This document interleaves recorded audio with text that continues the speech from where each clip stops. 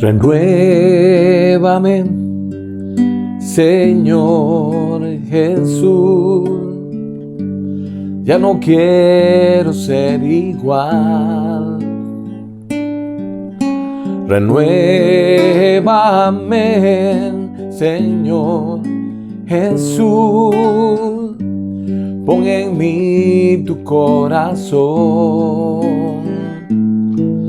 porque todo lo que hay dentro de mí necesita ser cambiado, Señor, porque todo lo que hay dentro de mi corazón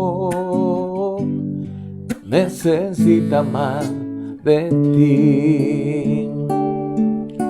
Renuévame, Señor Jesús. Ya no quiero ser igual. Renuévame, Señor Jesús. Pon en mí tu corazón, porque todo lo que hay dentro de mí necesita ser cambiado, Señor, porque todo lo que hay dentro de mi corazón necesita más de ti, porque todo lo que hay dentro de mí necesita ser cambiado, Señor, porque todo lo que hay dentro de mi corazón necesita más de ti. Necesita más de ti. Necesita más de ti.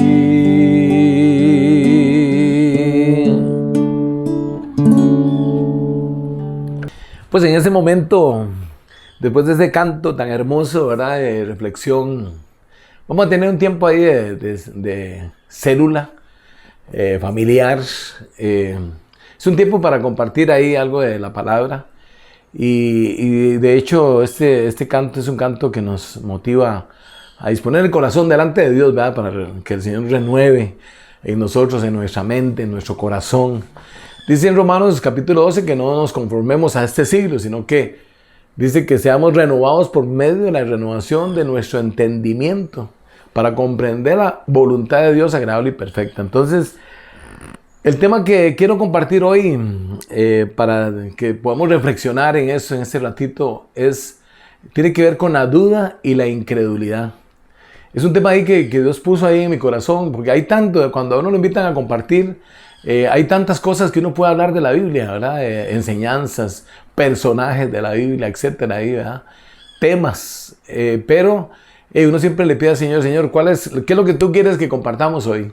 Y el Señor me puso ese tema ahí que normalmente los temas que compartimos nosotros no es que somos expertos 100% en eso, ¿verdad? Sino más bien son temas donde todos estamos aprendiendo. Y de eso se trata, y pues los grupos familiares, ¿verdad? Aprender sobre la palabra, conocer, ¿verdad?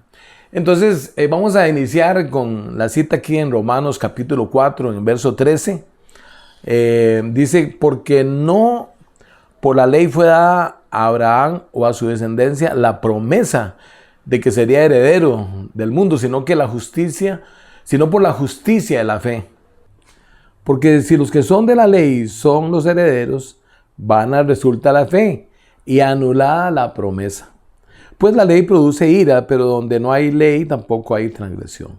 Por tanto, es por fe, para que sea por gracia, a fin de que la promesa sea firme para toda su descendencia. No solamente para los de la ley, sino también para la que es de la fe de Abraham, el cual es padre de todos nosotros. Porque está escrito: te he puesto por padre de muchas gentes delante de Dios, a quien creyó, el cual da vida a los muertos y llama a las cosas que no son como si fuesen. Y creyó en esperanza contra esperanza para llegar a ser padre de muchas gentes conforme a lo que se le había dicho: así será tu descendencia. Y no se debilitó en la fe al considerar su cuerpo, que estaba ya como muerto, siendo ya casi de 100 años, o la esterilidad de la matriz de Sara. Tampoco dudó por incredulidad de la promesa de Dios, sino que se fortaleció en fe, dando gloria a Dios, plenamente convencido de que era también poderoso para hacer todo lo que había prometido, por lo cual también su fe le fue contada por justicia. Y no solamente con respecto a él, sino respecto a él se escribió que le fue contada, sino también con respecto a nosotros, a quienes ha de ser contada. Esto es, a los que creemos en el que levantó de los muertos a Jesús, Señor nuestro, el cual fue entregado por nuestras transgresiones y resucitado para nuestra justificación. Justificados pues por la fe, tenemos paz para con Dios por medio de nuestro Señor Jesucristo, por quien también tenemos entrada por la fe a esa gracia en la cual estamos firmes y nos gloriamos en la esperanza de la gloria de Dios. Este es un pasaje muy importante porque habla del padre de la fe, el padre Abraham. Y entonces lo que está aclarando Pablo a los romanos, ¿verdad? En la carta a los romanos, es que no es por obras en sí, ¿verdad? No es por obras de la ley, sino es por la gracia de la fe en Dios. Y dice que él creyó en esperanza contra esperanza. Habían las circunstancias para Abraham eran contrarias a lo que Dios le había prometido, pero dice que él dijo: eres fiel el que prometió. Por eso dice, tampoco dudó por incredulidad en la promesa de Dios, sino que se fortaleció en fe, dando gloria a Dios. Dice, tampoco dudó por incredulidad. Entonces, el tema hoy es eso, la duda y la incredulidad. Pareciera que fuera lo mismo, pero hay cierta diferencia ahí en estas dos palabras. Y algo importante es que esas dos palabras, veámoslo así, desde el punto de vista espiritual, como que son contrarias o son enemigas de la fe. Esas palabras son las que vienen a luchar, son como, digamos así, como dardos de fuego del maligno, dice la Biblia, que vienen contra nosotros y donde tenemos que levantar el escudo de la fe para poder resistir esos dardos. Entonces, este pasaje nos habla de la duda, de la incredulidad, ¿verdad? Y algo interesante es que en Hebreos capítulo, vamos a ver, aquí dice la cita, permítame, aquí tengo anotado aquí. Capítulo 3, verso 12 al 19, por ejemplo, dice aquí la escritura: mirad, hermanos, que no haya en ninguno de vosotros corazón malo de incredulidad, para apartarse del Dios vivo. Antes, exhortados los unos a los otros, cada día, entre tanto que se dice hoy, para que ninguno de vosotros se endurezca por el engaño del pecado. Porque somos hechos participantes de Cristo, con tal que retengamos firmes hasta el fin nuestra confianza del principio. Entre tanto se dice, si oyereis hoy su voz, no endurezcáis vuestros corazones como en la provocación, dice. ¿Quiénes fueron los que, habiendo oído, le provocaron? ¿No fueron todos los que salieron de Egipto por mano de Moisés? ¿Y con quiénes estuvo él disgustado 40 años? ¿No fue con los que pecaron, cuyos cuerpos cayeron en el desierto?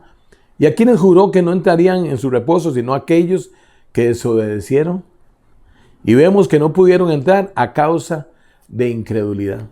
O sea, este pasaje igualmente nos muestra la experiencia del pueblo de Israel en el desierto, que ellos vieron cómo Dios los sacó con mano poderosa de Egipto, ante ese ejército poderoso, ante Faraón, ¿verdad? Que era como el rey de la tierra en ese momento, y cómo Dios los sacó a ellos, los pasó, cómo sacó agua del pedernal, dice ahí, de la piedra, cómo Dios les dio maná cada día, cómo Dios les mandó codornices, vieron milagros, ¿verdad?, sobrenaturales ahí con ellos cuando tuvieron problemas de de úlceras y todo ese asunto. Dice que cuando eran picados por serpientes, pusieron una serpiente de bronce y cuando miraban a la serpiente eran sanados también, o sea, etcétera.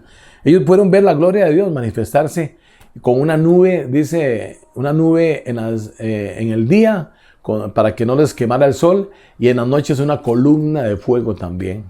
O sea, para alumbrarles a ellos el camino.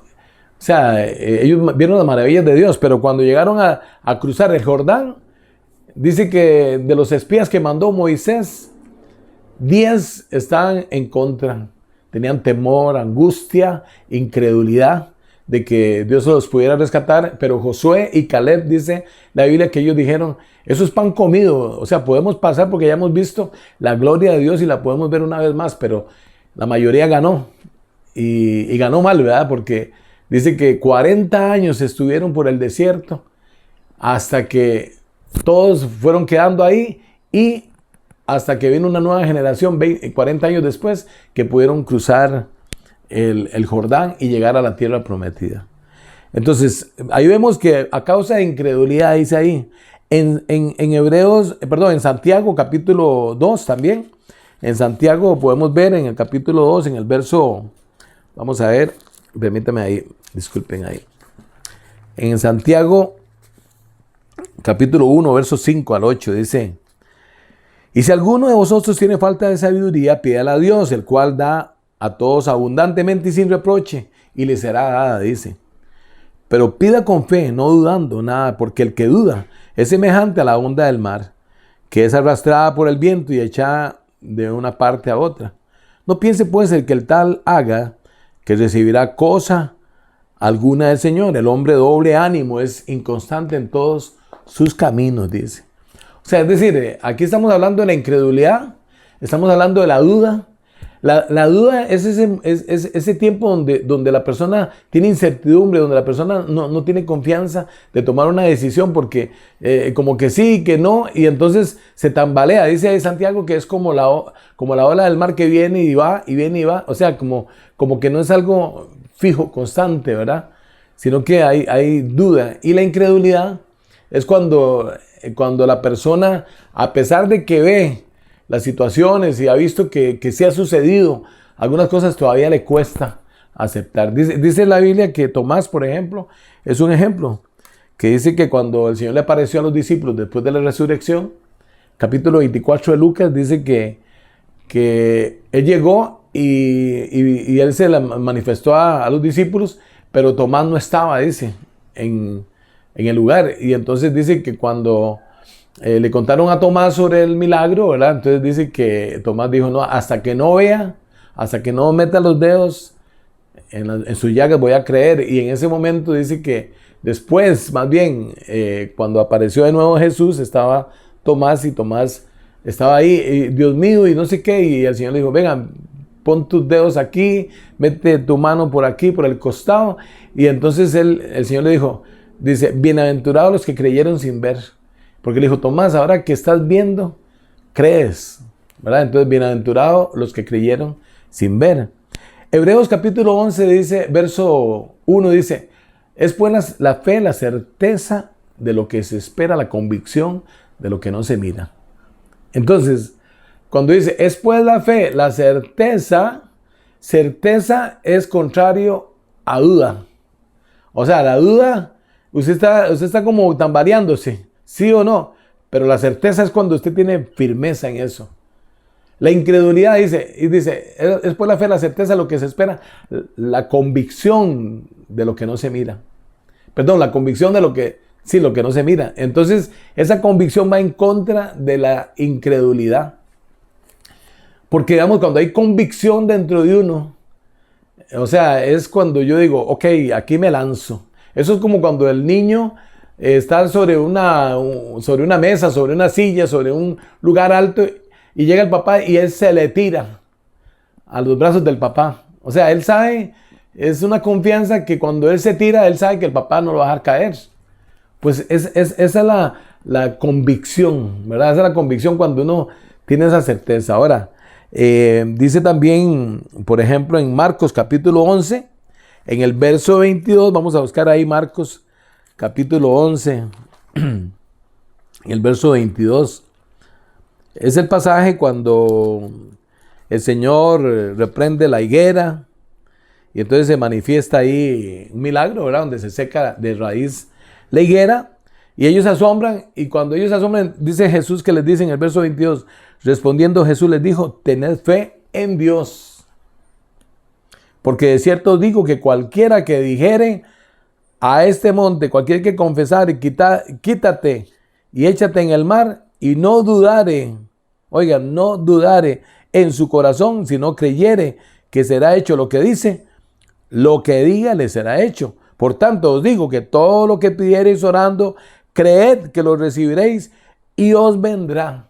O sea, ahí está hablando de que cuando nosotros pedimos, tened fe en Dios. O sea, confíe que Dios tiene el poder para hacer, que llama las cosas que no son como si fuesen, ¿verdad? Ese es el vocabulario de fe en nosotros, llamar las cosas que no son como si fuese, porque es Dios el que tiene el poder. Para Dios no hay nada imposible, y para el que cree, todo le es posible, dice la Biblia. Entonces, en ese momento, lo que está hablando es, y por tanto digo, todo lo que pidiereis orando, creed que lo recibiréis. El pastor fundador del Centro Cristiano, Manuel Tijerino Silva, él decía una frase que siempre me acuerdo, que él decía, fe es sustantivo y creer es un verbo. O sea, es decir, que la fe provoca el accionar.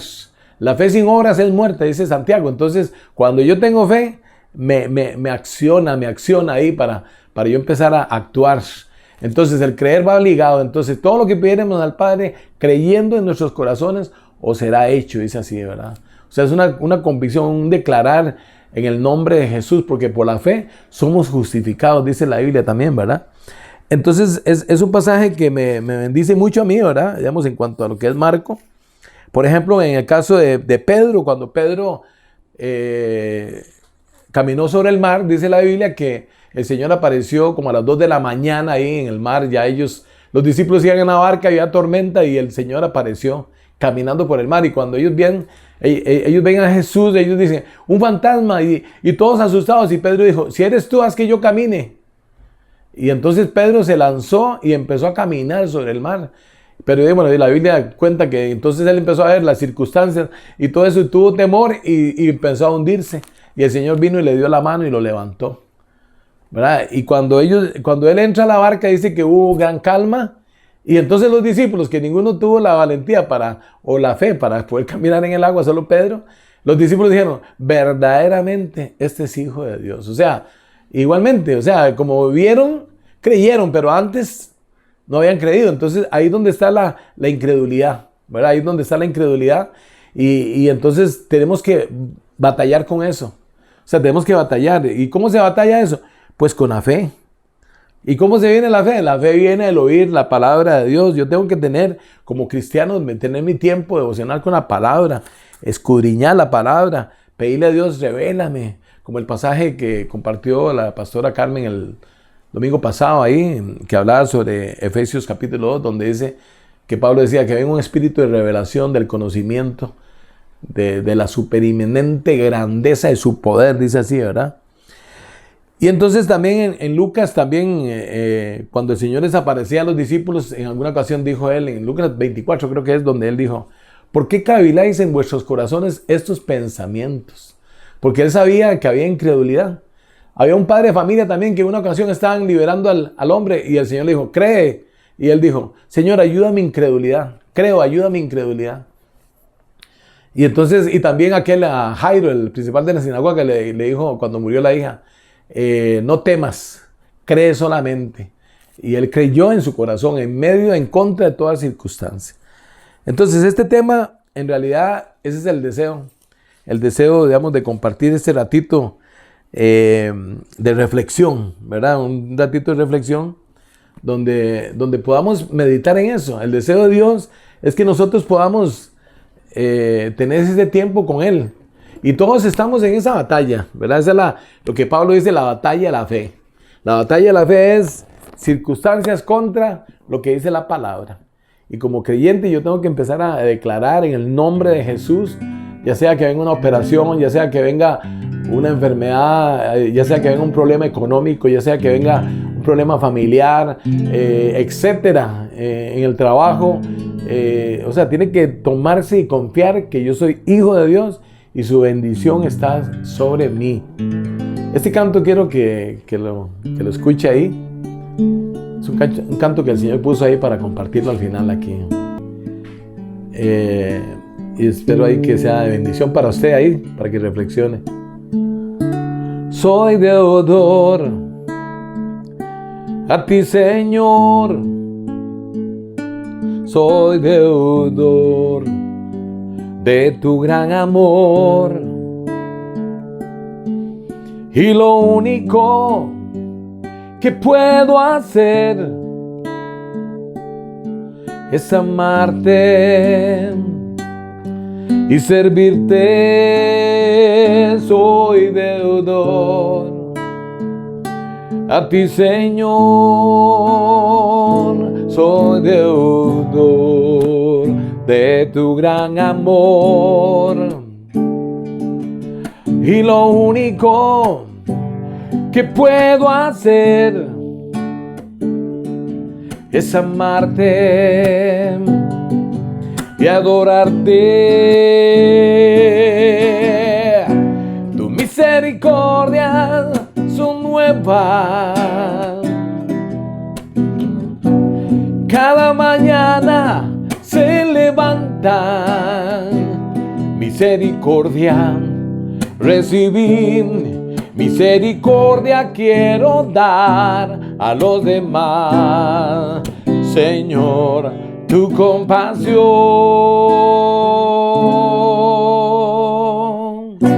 tu misericordia son nuevas cada mañana, se levantan. Misericordia recibí, misericordia quiero dar a los demás. Señor, tu compasión.